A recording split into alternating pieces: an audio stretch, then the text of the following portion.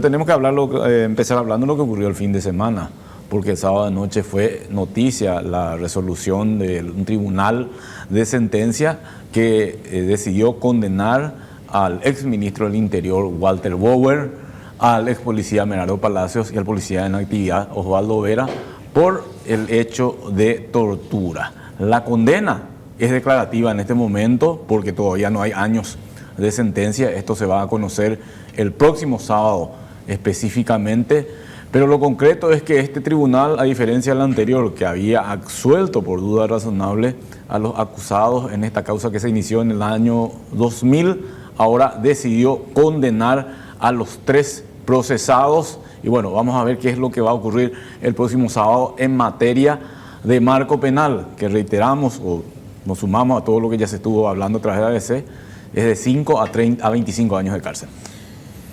Los ahora ya declarados culpables son el ex ministro del Interior y ex ministro de Obras Públicas y Comunicaciones, así como ex diputado. Ayer, hoy, ¿por Osvaldo? Sí. Walter Hugo Bauer Montalto, nacido el 13 de abril de 1959. El comisario retirado Meraro Palacios Melgarejo, nacido el 20 de julio de 1958, y el comisario, aún en servicio activo, Osvaldo Javier Vera Espínola, nacido el 24 de septiembre de 1973. Este último, ahí aquí lo vemos, es actualmente el jefe de la comisaría de María Auxiliadora en el departamento de Itapúa. Ellos son los ahora declarados culpables en este segundo juicio. La resolución la tomó un tribunal de sentencia que desde el pasado mes de febrero vino trabajando con este proceso en el cual la fiscal de Derechos Humanos, Sonia Sanguinés, junto a su colega Carlos Chamorro, pidieron la condena de los procesados. La defensa consideró de que no existen argumentos para el efecto.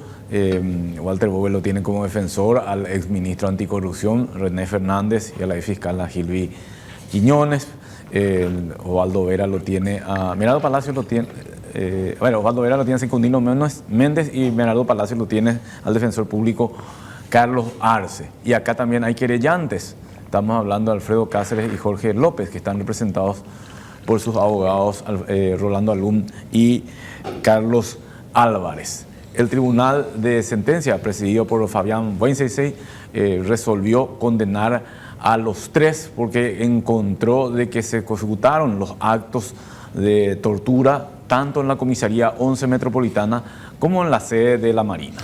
Yo quiero entender, Osvaldo, porque los hechos que precedieron a la ahora condena constituyen un supuesto intento de golpe de Estado, ¿verdad? Así mismo. O sea, acá lo que tenemos que entender para explicarle a la gente más joven, de mi generación para adelante, ya supe. Hay una generación que en ese momento no estaba todavía. No, y bueno, en el 2000 yo tenía cuando esos 12 años, por ejemplo, en mi caso. Y recuerdo vagamente, sí, la imagen que tengo era de aquella tanqueta disparando munición pesada contra el edificio del Cabildo. Yo te diría algo más. Eso es lo que yo recuerdo bien. Nosotros tenemos que ir a los años 90. La vez pasada cuando hablábamos del caso de Ramón Rosa Rodríguez decíamos ya había cierta inestabilidad política. ¿Por qué? Porque había líderes políticos antagónicos de repente. O por lo menos se mostraban antagónicos. Caso Lino Diego, caso Juan Carlos Guamossi.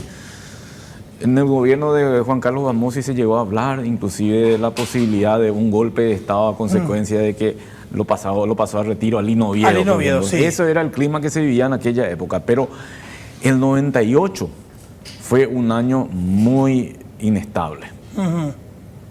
Ya empezó por lo de Lino Oviedo, que estaba preso y desde la cárcel prácticamente ganan las elecciones. Raúl Cubas Grau gana esa elección. Pero ¿qué pasa? Ese gobierno no duró ni 7 meses. ¿Por qué? Porque en aquel famoso marzo de 1999 matan al vicepresidente de la República, Luis María Argaña. Y 23 de marzo. 23 de marzo de 1999. Sí, y eso tiene vamos un costo construyendo ahí. Eso tiene un costo político. Sí. Porque después llegamos a lo que vamos a recordar.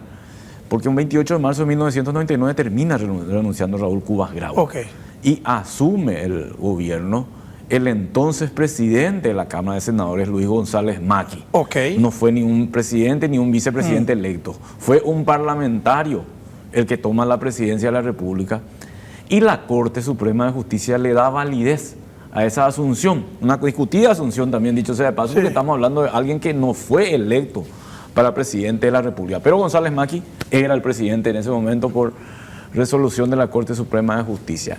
El clima de inestabilidad que se vivió en ese momento era tangente. Se podía percibir también.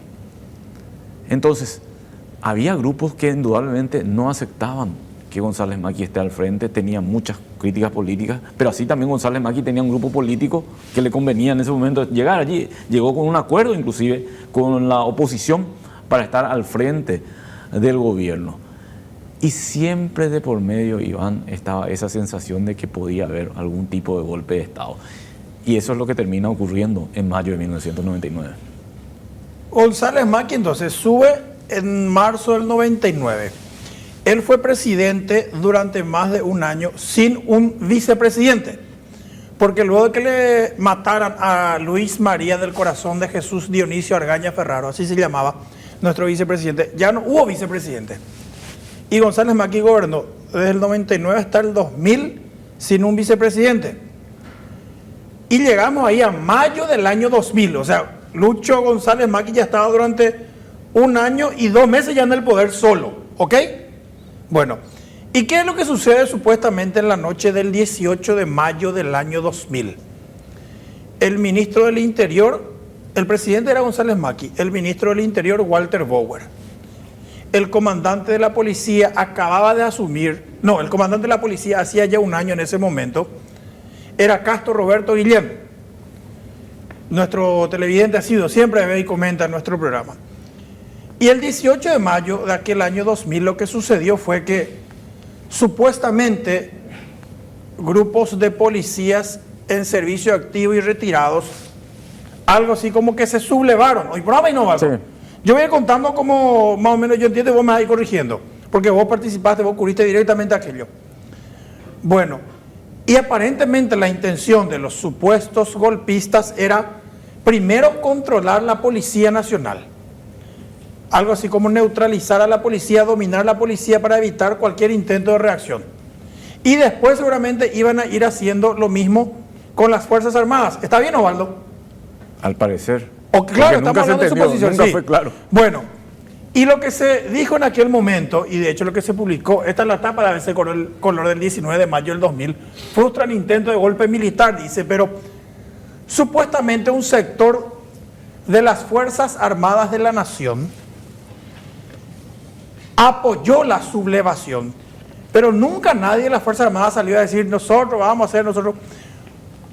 Un sector del ejército paraguayo parece que fue, y específicamente la caballería, el que supuestamente se unió al movimiento político militar policial. Y la acción más concreta se dio en la policía, cuando un equipo tomó el cuartel central, o sea, la comandancia de la Policía Nacional. Y ahí es donde entra el protagonista principal de esta historia hoy. Por allá. En el cuartel central de la policía aparece supuestamente el entonces comisario principal Alfredo Cáceres, que cuando eso ocupaba el cargo de un cargo como consejo asesor a cargo del subcomandante de la policía de aquella época, el comisario general Canazagua, creo que era, Mauricio Canazagua. Y el comisario principal Alfredo Cáceres se va y se presenta esa noche en la comandancia, porque esto hablamos con las personas que estuvieron ahí. El comandante Castro Guillén salió las 8:30 de la noche de la comandancia y se fue a su casa en Asunción. Cuando llegó a su casa, cuando estaba llegando, el comisario principal Alfredo Cáceres, el hoy declarado víctima de la tortura, entra a la comandancia, impone su antigüedad y le dice a los que estaban de guardia: bueno, el comandante Castro Guillén fue destituido, yo voy a ser el nuevo comandante ahora, y agarra la radio supuestamente y se autoproclama comandante de la policía. Así fue, Osvaldo. Sí. Bueno, eso fue la comandancia. Esa es la información que se recibió en ese momento. ¿Qué pasó en la comandancia? Un grupo de oficiales que estaba ahí pilló más o menos lo que estaba pasando, que era una especie de golpe de Estado que se estaba gestando. Entonces ahí fue el escenario más violento, porque unos oficiales que estaban de guardia en la comandancia se opusieron hubo disparos incluso, le apresaron al comisario Alfredo Cáceres y se recuperó la comandancia. Fue una cuestión de minutos, hay que hubo un tiroteo, ahí ríndase comisario, no, usted no es el comandante. Al final lo redujeron y desactivaron la toma de la comandancia. Pero había sido el grupo en simultáneo, tenía preparadas otras dos acciones. La segunda, aunque fue al mismo tiempo, fue en la FOPE. En la FOPE se fue llegando un comisario más antiguo también, y estaba con el entonces subjefe de la FOPE, el comisario Lucio Rojas, cuando eso ya ahora ya fallecido. Y según nos dijeron los que estaban de guardia aquella noche en la FOPE, no fue una toma armada, sino que llegaron, como más antiguo el que llegó, que estaba en el grupo de los supuestos golpistas. Bueno, a partir de ahora tu unidad queda a mi cargo. Y se sentaron, dice, con el subjefe de la FOPE a tomar mate, ahí en la oficina de guardia. Eso sí, ordenaron a los oficiales de guardia que se fueran todos hacia su pabellón y que no se contestaran el teléfono ni la radio. ¿Qué pasó ahí? Los oficiales que estaban destacados en ese momento también pillaron que había una irregularidad, y en una acción arriesgada, pero que después le valió una condecoración, entre ellos el ahora jefe de la FOPE, comisario principal Francisco Ábalos. Se fueron ellos cuando pillaron que su unidad estaba tomada, porque ellos dicen que escucharon por radio: la FOPE ya está tomada por el grupo de sublevados, la FOPE ya está acá. Y ahí se fueron a mirar la oficina de guardia. Ok, uy, güeyina. O sea, las tomas nunca fue una toma armada, más bien una toma simbólica. Entonces los oficiales de la FOPE se fueron y recuperaron el control de su unidad, le apresaron al comisario que llegó y al subjefe de la propia unidad que estaba supuestamente confabulado, les apresaron y ahí comunicaron que la FOPE había sido recuperada. Exactamente lo mismo pasó en la agrupación especializada, ahí al lado. Se fue llegando una comitiva de comisarios, bueno, a partir de ahora nosotros tomamos la agrupación. Ahí sí fue un poquitito más, ya eso es traumático, porque el jefe de la agrupación especializada en ese momento era el comisario principal Humberto Núñez, que después sería comandante de la policía. Humberto Núñez es el hermano del ahora senador Carlos Núñez. Y al comisario Núñez, jefe de la agrupación en ese momento, sí le apresaron y le encerraron en su habitación. Oficiales también que estaban en la agrupación pillaron lo que pasaba, se opusieron al hecho, arrestaron a los comisarios que habían tomado lugar y liberaron a su jefe, entre ellos el comisario general Juan Agüero, ahora director de policía de Itapúa, comisario general Jorge Aquino, ahora director de policía de Cazapá. Ellos recuperaron también la agrupación especializada y la arrestaron a los supuestos golpistas. O sea, eso fue todo lo que pasó esa noche del 18 de mayo, según lo que pudimos averiguar de vuelta ahora con todos los que participaron de aquel hecho. Hay muchas cosas que quedaban al tintero, obviamente, de Iván, cuando ocurren casos como estos. Hasta se llegó a poner en duda la veracidad del intento de golpe. Después ya se hablaba de supuesto golpe, inclusive. Pero hubo movimiento, de que hubo movimiento. Los medios de comunicación trabajaron todito sobre eso en aquella noche madrugada, porque fue acá siempre vamos por los 2 días, 18 y 19. Siempre ocurre en nuestro país cuando hay algún tipo de hechos como estos. Pero hubo cuestiones que eran hasta tragicómicas dentro de todo eso. El famoso tanque que se fue y le disparó al Congreso, le metió un tiro, al Cabildo, un vaso al Congreso, al Cabildo. Sí, eso yo me acuerdo, por ejemplo. Y nunca nadie entendió qué quiso hacer con eso. Y después también mismo la comitiva que presidía el ministro Walter Bower, nosotros le seguimos acá de cerquita a veces, acá en una cuadra, Independencia y Herrera, le encontramos. Él iba con un grupo fuertemente armado y detrás nos íbamos los periodistas y se iban reventando todos los faros de las columnas por una cuestión de seguridad para ellos. Para que no le vean que iban avanzando. Veían ahí a la zona del Hotel Guaraní, todo dejaban la oscura. Llegamos a la comandancia y así como decís, llegamos, o sea que estaban toditos tranquilos. Llegamos, entramos a la guardia caminando. O sea, reventaron todo el camino y entraron caminando porque nadie les puso resistencia adelante. Estaba todo controlado. Y entonces ya ni entendíamos lo que estaba sucediendo. De repente le vemos llegando al comisario general Miguel Ángel Figueiredo. Y acá yo vengo a presentarme porque acá no hay mando, me dijo. Me explicó. Entró y después ya estaba detenido también él. O sea, era inexplicable todo lo que estaba sucediendo. Pero ¿qué ocurre después? Y que va a derivar en una serie de consecuencias. Se declara el estado de excepción. Y el estado de excepción hace restringir las normas o los derechos para las personas. Entonces, por decreto, se iban firmando órdenes de detenciones. Pero cuando ocurrió cuando trascendió lo del intento de golpe, ¿qué hizo el presidente González Macri, por ejemplo? Se refugió en la Marina. A directo se fue a la Marina, Sí, a esa la es Armada información. Paraguaya. Sí, esa es la información que se tuvo. Y Bower fue el que...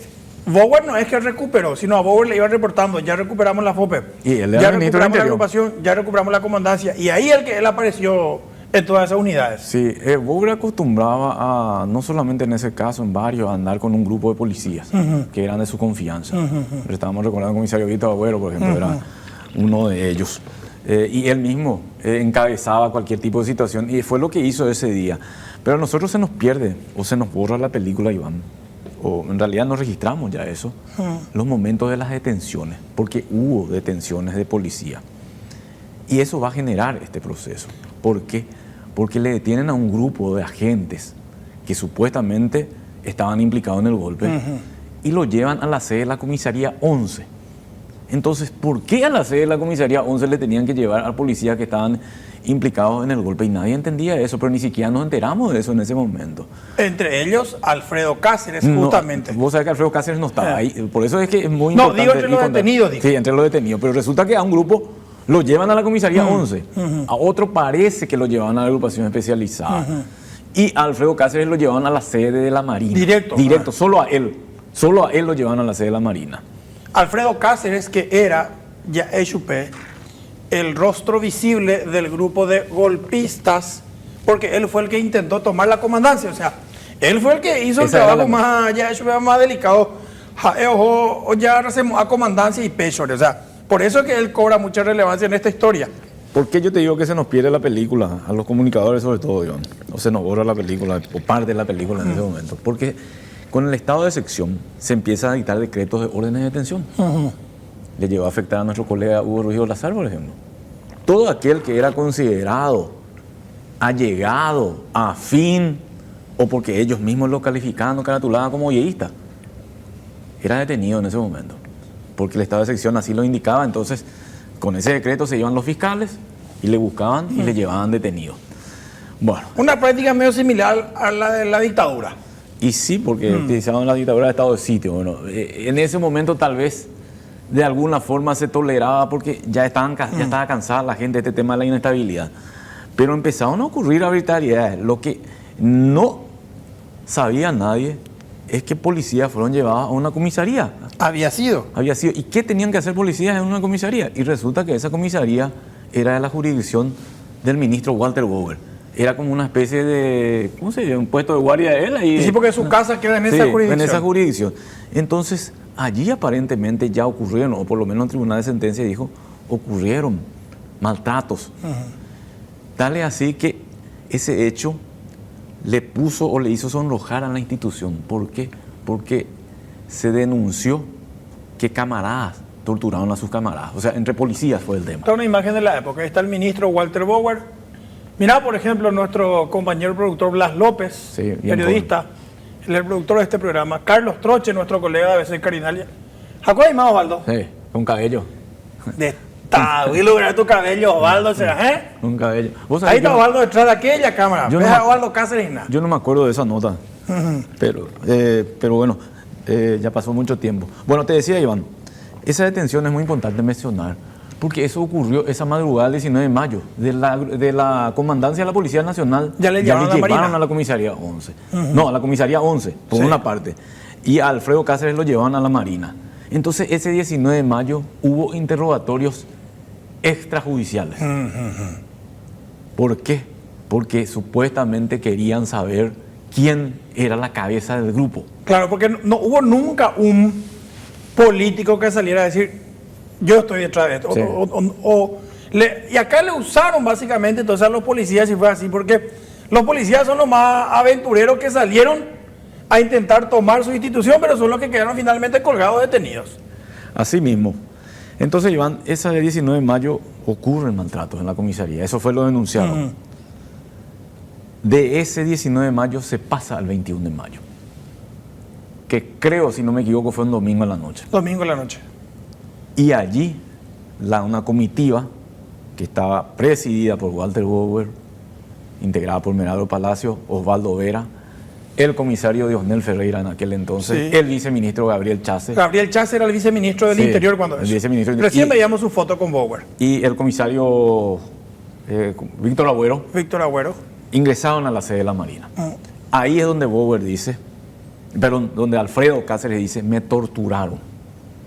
Aparentemente querían hacer un careo con Jorge López, que lo trajeron desde la sede de la comisaría. Jorge López era en ese momento un oficial que también supuestamente formaba parte del Sí. grupo de golpistas. Oficial inspector era su Oficial inspector, sí. grado en Ya aquel pasó a entonces. retiro. Bueno, ahí suceden esos hechos, pero en esos momentos no se conocía nada. La información estaba centrada más bien en los civiles que estaban siendo detenidos. ¿Cómo salta esto? ¿Cómo sale a luz? Porque la policía misma empezó a investigar qué fue lo que sucedió y justicia policial intervino y empezó a tomar declaraciones. Ese es Gabriel Chase, el que era viceministro del Interior, En aquel con momento. Walter Bower, que era el ministro. Y las declaraciones eran muy fuertes en justicia policial, porque se fueron los policías, se animaron y contaron lo que sucedió. Era ya otra administración, ahí nomás para complementar. La madrugada del 19 de mayo, cuando se frustró el golpe de Estado, por decirlo así, el ministro Walter Bower le cambió al que era comandante Castro Guillén y asumió ya un nuevo comandante, Miguel Rojas, que era el número 3 en aquella época. Y sorprendió esa declaración. ¿Por qué? Porque estaba bajo este gobierno, estaba todavía bajo el control del ministro del Interior. Y saltan esas declaraciones y se publican esas declaraciones. Y recuerdo que el titular de ABC en la primera declaración fue: policía denuncia que camaradas torturaron a sus camaradas.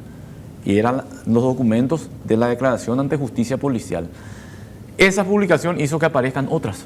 Esa fue como una especie de bola de nieve ahí. Sí, todos empezaron a filtrar sus declaraciones. Todos los policías que fueron torturados empezaron a contar, empezaban a acercar documentos.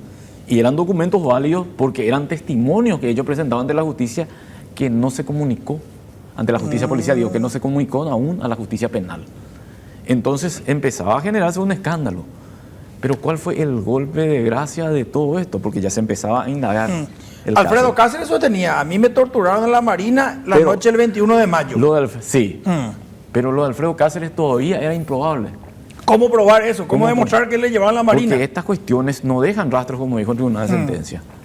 Pero por una parte ya estaban los documentos de justicia policial, unas 8 declaraciones aproximadamente, si no me equivoco, de policías que dijeron que fueron sometidos a torturas por sus mismos camaradas. Y pongo nomás en el contexto, Iván. En esa época estábamos a 11 años de que cayó la dictadura. Sí. Y la tortura era un mecanismo para tomar declaraciones Practicado todavía. de la policía a civiles. Pero sorprendió que entre los mismos policías haya ocurrido eso. Eso fue lo que me parece que más llamó la atención de la sociedad en aquel entonces. Bueno, y Alfredo Cáceres dijo, yo también fui torturado, pero no tenía credibilidad todavía en ese momento. ¿Hasta qué? Hasta que aparece el libro de novedades de la Marina, ¿Dónde se...? acá en la redacción de ABC, en la recepción, en Yale 745. Vino evidentemente un militar descontento, manipulado o interesado y trajo el libro de novedades original de la Marina, vino y entregó aquí en la recepción de ABC para los periodistas y efectivamente en el libro de novedades que había, Osvaldo. Yo creo que el militar que trajo eso reaccionó a una situación que estaban teniendo ellos. Su lugar, su unidad era invadida por civiles y policías para arreglar cuentas entre ellos. Entonces se fue y dijo, no, esto no podemos permitir que en nuestra unidad que hagan lo que quieran. La Marina estaba quedando pegada al escándalo. Que hagan ellos lo que quieran, pero no nosotros. No vengan a meternos. Vino y trajo. Y el libro de novedades apuntaba a lo que estábamos diciendo. Fue hace un rato. anónimo el que trajo, evidentemente. Un anónimo. El ingreso de una comitiva presidida por Walter Bower. Porque se dejó por constancia el oficial de guardia Puño y letra. que le permitió entrar a la comitiva. Incluso ahí está. Esta es la publicación, documento confirma que Bower presenció tortura en la Marina, decía ABC, del 27 de julio del año 2020, porque en julio salta el escándalo. Y acá dice, lástima que no se ve nomás tan bien ahí, pero dice, ingresan a la unidad, dice, personal policial, comisario Basilio Pavón, subcomisario Menardo Palacios, subcomisario Diosnel Ferreira, oficial inspector, dice Carlos Jiménez, oficial segundo Osvaldo Vera, suboficial Carlos Jiménez y el oficial inspector Jorge López, entre paréntesis, detenido, dice, en el vehículo Mitsubishi y deja consignado el tipo de vehículo, código M111, era el móvil de la comisaría 11. Y después más abajo dice, ingresa a la unidad, esto ya fue que hora o lo que consignaron, 21:40 el primer ingreso, 21:45 creo que decía. Sí. Ingresa a la unidad el ministro del Interior, Sí. Walter Bower, acompañado por el comisario Agüero, dice así textualmente. Sí. Viceministro Gabriel Chase y personal de seguridad en un vehículo Ford tipo Explorer, placa Paraguay, O sea, el militar que estaba de guardia en la Marina esa noche, efectivamente anotó el ingreso del ministro del Interior y su comitiva. Y coincidía con la declaración de Alfredo Cáceres. ¿Y qué dice acá, Iván? En la 1:30. 1:30 de la Salen de madrugada. la unidad el ministro del Interior, Walter Bower, con sus acompañantes y personal de la seguridad. Salen de la unidad el personal de la Policía Nacional registrado a las 21:40. Claramente estuvieron esa noche, como dijo Alfredo Cáceres en declaraciones. Alfredo Cáceres venía sosteniendo, me torturaron desde la noche hasta la madrugada. Y estuvieron Bower, fulano. Aparece el libro de novedades original y certificada que todos los que Alfredo Cáceres dijeron que entraron esa noche, efectivamente lo hicieron. Este libro de novedades, por supuesto, nosotros lo llevamos a la Fiscalía, porque era el lugar donde correspondía. Nosotros no teníamos nada que ver absolutamente en todo esto. Le entregamos al fiscal Amílcar Ayala. Y ahí también tuvimos una anécdota, porque se enojó mucho Amílcar Ayala. ¿Qué le dijo? Y no, ustedes no tienen por qué tener este documento. Le dije, pero doctor, lo trajeron al diario. No, ustedes no tienen por qué tener este documento. Me parece que se sorprendió. Bueno, le dejamos. Sí, te dije ya. Pero bueno, era la época, había mucha tensión. Lo concreto es que él sí llevó adelante la investigación junto al fiscal Fabián Centurión de ambos hechos y terminaron imputando. Y a partir de allí se inicia el proceso en toda esta historia que tiene que ver, como vos estabas contextualizando, con el frustrado golpe al gobierno de Luis González Macri. Empieza con las primeras imputaciones a los policías y avanza con la imputación a Walter Bower, que creo que fue la más difícil para los fiscales, porque Walter Bower era una persona de mucho poder político en aquella época, más allá de que le dejó tambaleante esta situación. Vos sabés que a él lo llevan a horas públicas, sí, eso te por iba a una decir, cuestión política. Ya porque ya sonaba muy insistentemente que le iban a imputar ya también a Bower, que lo mueven del Ministerio del Interior al Ministerio de Obras Públicas. Claramente ya no le soltaron la mano, pero claramente ya le estaban desplazando políticamente en esa época. Hay que ponerse en el contexto político. Era Reconciliación Colorada, el movimiento de Reconciliación Colorada, cuyo fundador fue Luis María Argaña, el que predominaba en esos momentos. Y él era argañista de primera hora. Él era de la primera hora. El fiscal general del Estado era Óscar Latorre, abogado era de la Cabrera familia. Verón todavía. Ya fue Latorre, pues, abogado de la familia Argaña. Entonces, no era fácil entrar en ese contexto a imputar a una figura de peso político, y a partir de allí queda pegado el proceso. Porque el proceso se vuelve inacabable por las chicanas, por todo lo que podía haber de por medio. Pero también el fiscal Fabián Centurión fue muy hábil en ese contexto de pedirle a la Corte que declare la imprescriptibilidad de la causa por tratarse de un hecho de tortura. Un hecho de crimen de lesa humanidad. Crimen de lesa humanidad. Y cuando la Corte declara eso como hecho de tortura, a partir de allí ya no acaba más. Que fue en 2006 creo que se declaró. Sí, ahí ya te voy a decir. Sí, 2006 se declaró este caso como imprescriptible, o sea que no podía prescribir, que se podía juzgar durante todo el tiempo. Tan largo fue el proceso, Iván, que muchos testigos ya murieron. Muchos policías que estuvieron en aquel entonces, que denunciaron ser torturados ya. Y hubo 4 imputados principales. Sí. El ministro del Interior de la época, Walter Bower. El que era en ese momento jefe de la comisaría 11, comisario Basilio Pavón. Juan Basilio Pavón. El que era el subjefe, comisario Merardo Palacios, y el que era personal de planta, Osvaldo Vera. Basilio Pavón, por ejemplo, ya murió. Sí. Entonces quedaron 3 imputados principales: Bower, Merardo Palacios y Osvaldo Vera. Que siempre sostuvieron que no estuvieron implicados en actos de tortura, empezando por Bower, y que dijeron que era una cuestión de golpistas, que les estaban desquitando con ellos porque desbarataron el golpe que ellos tenían previsto, en alusión directa a Alfredo Cáceres, sobre todo. Sí. Esa siempre fue la tesis de ellos, y se sostuvieron, hasta ahora se sostienen bajo esa situación. En el 2019 lograron una sentencia favorable. 19 años duró la primera investigación. O sea, se tardaron 19 años para el primer juicio en este caso. Lograron una sentencia por duda razonable con mayoría del tribunal, pero esa sentencia se anula posteriormente en instancias superiores. O sea, en el primer juicio le dijeron a Bauer eso, absueltos. Sí, porque hay dudas. 19 años a Abe, bueno, Opama Abe, absueltos. Sí, así mismo. Pero, ¿por qué llegamos ahora a una condena otra vez, Osvaldo? Porque se anuló esa sentencia. Ah, se anuló. Sí. Se apeló y se anuló. Se anuló. Y se procedió a un nuevo juicio oral y público. Ah, ¿eso quién decidió? Ya con la Corte. Con la Corte. Sí. O sea, la Corte dijo, esa absolución de Bauer, La Cámara revocó y la Corte confirmó la vaya, revocatoria. se tiene que hacer un nuevo juicio. Sí. Y ahora se hizo ese segundo juicio. Ahora se hizo, no, en realidad, ahora terminó. En Sí. febrero ya empezó este juicio. 24 años después. Que era otra cuestión también que ya estaba en la mira internacional. ¿Por qué? Porque Jorge López recurrió a la Corte Interamericana de Derechos Humanos. Jorge López, una de las supuestas víctimas. Y desde la OEA le dijeron a Paraguay, ¿cómo puede ser que tanto tiempo esté durando este proceso? Terminen ya. Básicamente así le dijeron. Les dio una serie de recomendaciones, entre ellas de que termine este proceso. Por eso es que empezaron a trabajar. Muchos preguntaban, ¿y por qué un sábado? ¿Y por qué? Porque el tribunal ya estaba queriendo dar una respuesta ante esa situación que nos ponía en la mira.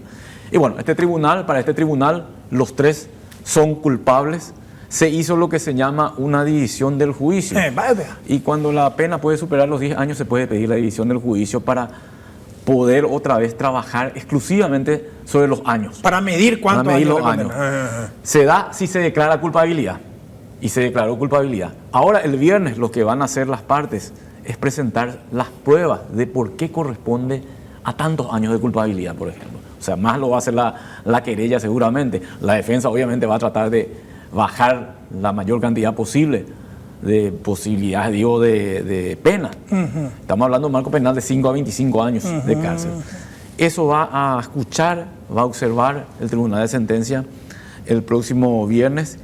Y el sábado van a estar dictando las condenas en lo que se refiere a años. Vamos a conocer a cuántos años realmente son condenados los tres calificados ya por el tribunal como responsables de los actos de tortura. Walter Bauer fue ministro, luego de este caso nunca más volvió a la función pública. Merardo Palacios, él fue dado de baja por otro caso, pero luego fue reincorporado. Y Osvaldo Vera, él sigue siendo personal policial en servicio activo. De hecho, hablamos con él hace un rato, le preguntamos si estaría dispuesto a hablar con nosotros, nos atendió muy diferentemente, nos dijo que sí, manifestó que lo que hicieron con ellos es una aberración, dijo, que el fallo es totalmente fuera de lugar, que anunció que van a apelar, de hecho, pero justo ahora nos dice que está en un procedimiento en Cresburgo, porque él sigue trabajando como jefe de la comisaría de María Auxiliadora. De hecho, y esto no tiene nada que ver con el proceso, sino simplemente como referencia, Osvaldo Vera es muy querido en Itapúa por su trabajo. Él es egresado de la promoción 95. Sus camaradas, incluyéndolo también, tienen que pasar a retiro el próximo año, en 2025. Pero él, a raíz de este proceso, él ya perdió su grado. Él quedó en comisario. Todos sus camaradas ya son comisarios principales y el próximo año tiene que ascender a comisario general. Con este proceso seguramente su carrera va a quedar aún más estancada. Y tienen esa posibilidad de apelación, eso sí, lo tienen, van a ir otra vez a Cámara, van a ir a Corte. Habría que ver si el tribunal considera, y eso va a ser según los años de condena, considera que se deben revocar las medidas sustitutivas de la prisión, que es la que tienen ellos actualmente. Ellos, si no me equivoco, tienen caución juratoria, no, ni siquiera es una cuestión tan problemática en lo que se refiere a bienes, pero si la condena es alta, yo creo que el tribunal va a terminar enviándolo a la cárcel. Se puede dar esa situación, es un escenario que se puede presentar. Así como también puede decir, que quede firme. Así también puede decir, pueden seguir libres. Hasta que esto quede firme. Hasta que esto quede firme. Y ahí se baja de vuelta. Y tiene que ir Cámara de Apelación y tiene que ir Corte Suprema. Lo concreto es que hay un fallo de primera instancia ya en este caso. Y vamos a ver qué es el camino o cuál es el camino que van a seguir las instancias superiores. Es difícil aventurar porque este es un caso único también en nuestro país. Estamos hablando de un hecho que ocurrió en una institución de seguridad que implica a sus protagonistas, porque más allá de todo eso, Walter Bauer era la cabeza de esa institución en ese momento. A muchos les cuesta entender en la actualidad, porque hace cuánto ya ocurrió esto. 24 años. 2024 años estamos hablando.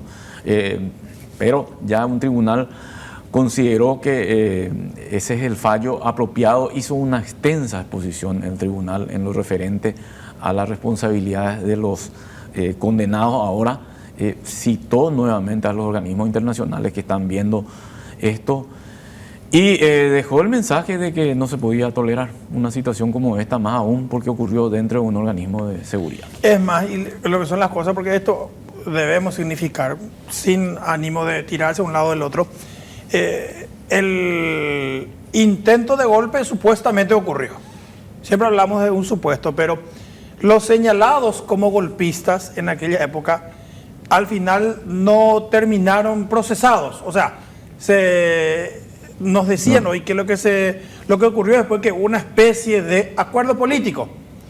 Y los señalados de golpistas finalmente no llegaron a esa instancia judicialmente hablando. No llegaron, fueron procesados, pero no pasaron de la audiencia preliminar. Eso, o sea, al final nunca fueron procesados judicialmente, nunca fueron... No llegaron a un juicio oral, a eso te referís. O sea, eso es lo que quiero decir. Un proceso que obviamente tenía muchísimos procesados, muchísimos acusados. Sí. Entonces, eso ya tornó luego complicado. O sea, ese hecho o pareilla hecho. Después, como se fueron complicando las cosas, y como es muy típico en este país, se complican las cosas y ya uno ya no entiende más las responsabilidades. Ese estado de excepción hizo que mucha gente que no tenía nada que ver sea detenida. Entonces, se mezclaron gente que a lo mejor podría estar implicada con gente que no tenía nada que ver, pero que aprovechaban ese momento para hacerle un pase político, un costo político. Sí. Por esa situación de inestabilidad que concretamente dividía al gañista de villeguistas en aquel entonces. El político ya hecho más conocido que quedó pegado mediáticamente en este caso fue Hermes Rafael Zaguer. Sí, Rambo Zaguer. Sí, y él fue uno de los procesados. Porque se encontró supuestamente en su casa unas anotaciones, se encontraron de la distribución del gabinete que ya iba a hacerse, de si es que el golpe de Estado supuestamente se llevaba a cabo y si lograban conquistar el poder, ya había una distribución de cargos, pero el hecho precedente, o sea, el supuesto golpe de Estado que se quiso hacer y sus supuestos ejecutores nunca terminaron o nunca fueron procesados judicialmente de manera completa. No terminó el proceso. No terminó, bueno, básicamente o para ahí. Y fueron sobreseídos. Claro, el hecho precedente. Y ahora, lo que pasa ahora, 24 años después, es que se da una condena para los que torturaron a los que supuestamente hicieron el golpe. O sea, ahí no me quiero significar como el hecho de origen, el hecho precedente, el golpe de Estado, al final no pasó nada, pero ahora hay una condena contra los que supuestamente torturaron a los golpistas. Yo creo que acá hay un mérito de la querella. ¿Verdad? La querella no cesó. Sí. Nunca cesó. A pesar de que perdieron ese primer juicio oral y público, siguieron adelante. Alfredo Cáceres y Jorge López no solamente siguieron adelante en el juicio, sino recurrieron a instancias internacionales. Entonces yo creo que eso pesó muchísimo para todo esto. Fiscalía ya cambió varios fiscales por el camino. Terminamos con una fiscal de derechos humanos. Sonia Sanguinés. Pero la querella siempre fue Carlos Chamorro. Carlos Chamorro, sí. Bueno, nos marcan la pausa. Así es, señor. Hicimos una remembranza de todo esto que sucedió y que el sábado sí tuvo una definición a nivel judicial y el próximo sábado vamos a estar conociendo lo más importante, que son los años de condena que deben soportar los, en este momento, declarados culpables por la justicia.